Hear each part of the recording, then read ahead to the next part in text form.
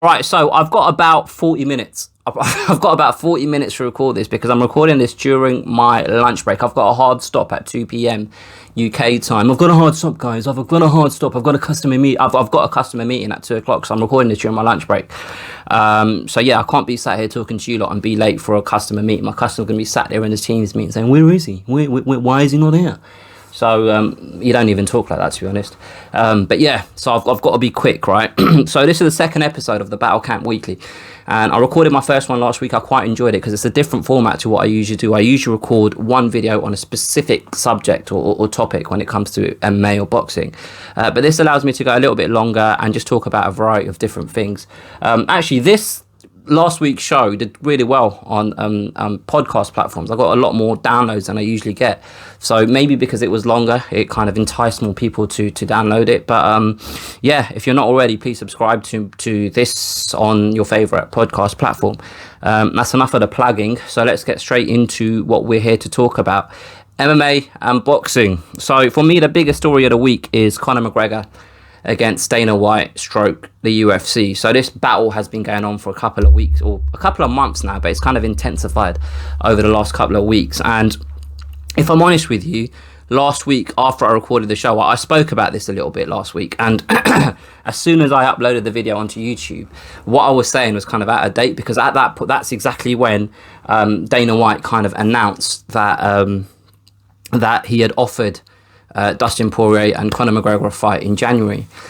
And I was actually going to record this last night, but I held fire. And the reason I held fire is because I saw Brett Okamoto tweet that he had spoken to Dana White, and Dana White had basically said no to Conor McGregor's request or demand that the fight with Dustin Poirier happens this year. And his reasoning behind that is basically saying, look, we've got 4 title fights booked for the shows in November and December. We're not going to move them to accommodate Conor McGregor. The date we've offered is January, and that's what it's going to be. And I knew Conor McGregor was going to respond to that, so I thought, let me wait and see what Conor McGregor says before I start talking about it. And just as I thought, he did respond. Do you know what I mean? It's just like clockwork sort of thing. And he responded, and his response kind of surprised me, and it didn't at the same time. And I'll tell you why. So, you know what? Let's pull up the actual response so I can dissect it. I actually posted about this on my Instagram account, which you can also follow. You can follow me on Twitter and Instagram. And it's just at the Battle Camp. While I get this, I should have really pulled this up before because I can't remember off the top of my head, obviously, what he said. But I can get this up for you guys, because you know what? I'm not going to lie to you, yeah? What I wrote on my Instagram about, you know, this response, I feel like I kind of captured it quite well. And I can't remember verbatim what I said, so I'm going to try and rehash that original kind of caption that I used on this. So this is what Conor McGregor, where is it? Oh, this is what he said. I accept Jan 23rd is on. My goal is to see this fight take place in Cowboy Stadium proper style. Jerry Jones is a friend and the stadium can hold our crowd. I'll be ready for Texas and Texas will be ready for the fans. Then Manny. Hashtag McGregor Sports and Entertainment. So look, he's budged on his demands of this fight has to happen in 2020. He's now saying he's happy to fight in on January 23rd. But with that comes the condition that this fight, he wants this fight to happen in this Dallas stadium, right? But we have to point out, he goes, my goal is to see this fight take place. He didn't say I'm only going to accept January 23rd if the fight happens in this stadium. He said, my goal is to see it happen then, which is it's less of a demand, it's more of a request. Do you know what I mean? Now, with that being said, Dana White has been very vocal. He's been very vocal about his desire to see fans return to live events, basically. And I know, I've seen online that they've been having fans attend American football games at this very stadium. And I don't know how many, like, say it holds 80 or 90,000 people. I don't know how many people it holds. But I saw someone tweet, and I don't know if this is true or not, but I saw someone tweet that the attendance is capped at like 23,000 or something, so to allow for social distancing and all of that stuff. Which basically means holding this fight at this stadium allows for fans to attend. Now, when this COVID stuff first happened, one of the things that Dana White said is, we're going to be the first to have events, which he basically was. And he said, we'll be the first to have fans back in attendance. Now, that hasn't happened, and the nature of the sport hasn't allowed for it to happen, because these events happen indoors and they're not in big spacious arenas where, you know, you can allow for social distancing, etc., etc. Plus, they've been holding it in Abu Dhabi and, you know, Vegas in the performance center. So that isn't really big enough to invite fans to attend. This stadium here would allow that, you'd think, right? So now we come to a crossroads when it comes to this negotiation, because how will this request by Conor McGregor be received by Dana White and the UFC? Will he think to himself, you know what, he's actually talking sense. This fight will sell 20,000 tickets, no problem, in that arena. It will allow us to earn money with a live gate, and it allows us to bring fans back to a live event. Or will he double down on the fact that, no, we're only using the PI and we're only using Abu Dhabi as locations for our events?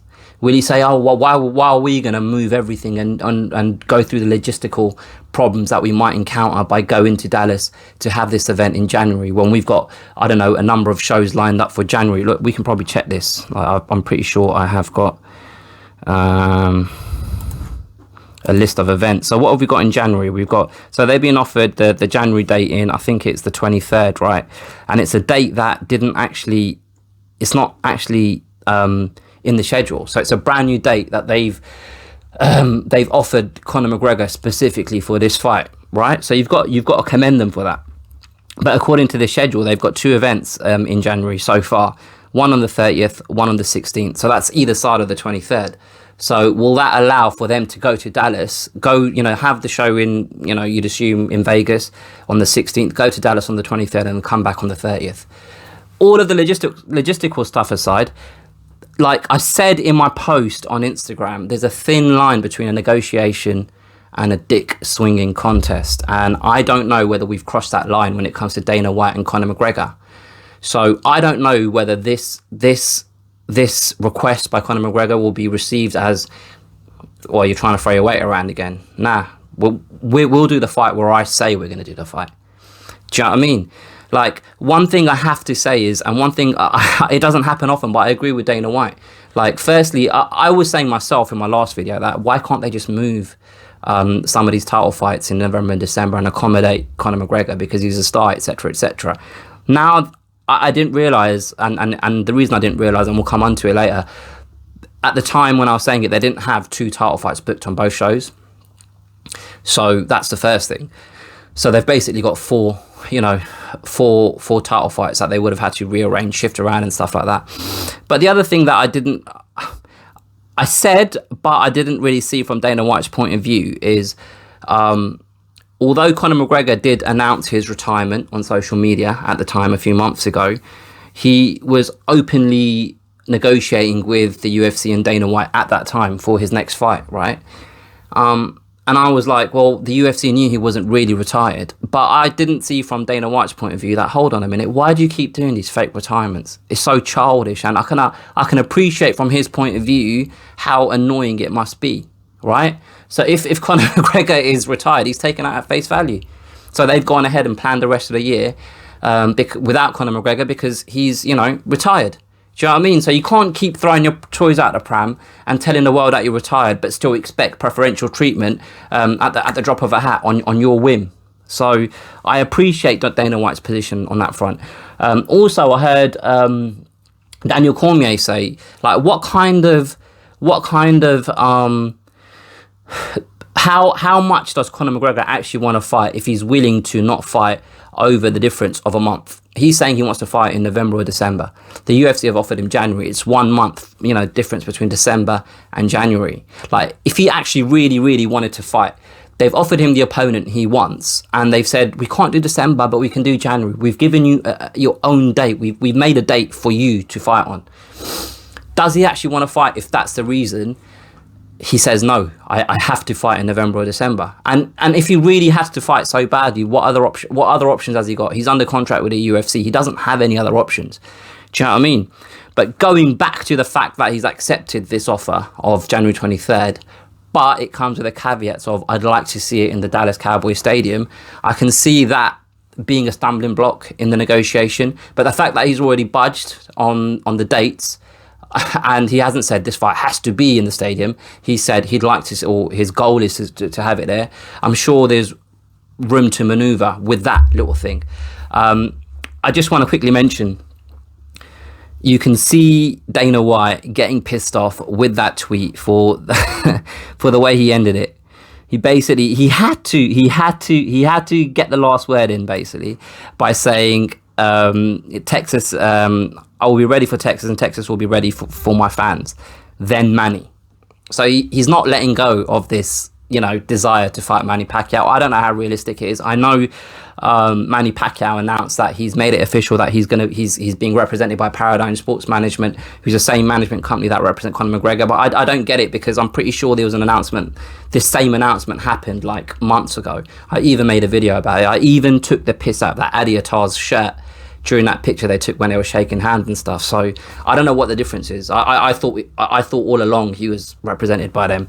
But I suppose the point I'm trying to make is, from an internal point of view, it makes it easier for this fight to happen if the same management group is managing both Manny Pacquiao and Conor McGregor. The last hurdle would be getting around Conor McGregor's contract with the UFC. But I can see that pissing Dana off, then Manny. And then at the end, the hashtag McGregor Sports and Entertainment. He's showing like with every single tweet that he does, he's enforcing the message that he's his own boss and he doesn't work for the UFC and he's like a partner of the UFC and he's got his own promotional outfit. That's what he's focused on. Do you know what I mean? So I can see that annoying Dana White. But one thing about Dana White is you can say whatever you want about him. You can hate him as much as you want to hate him.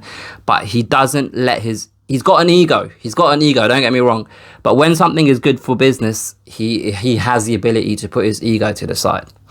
And having this fight in January is good for business.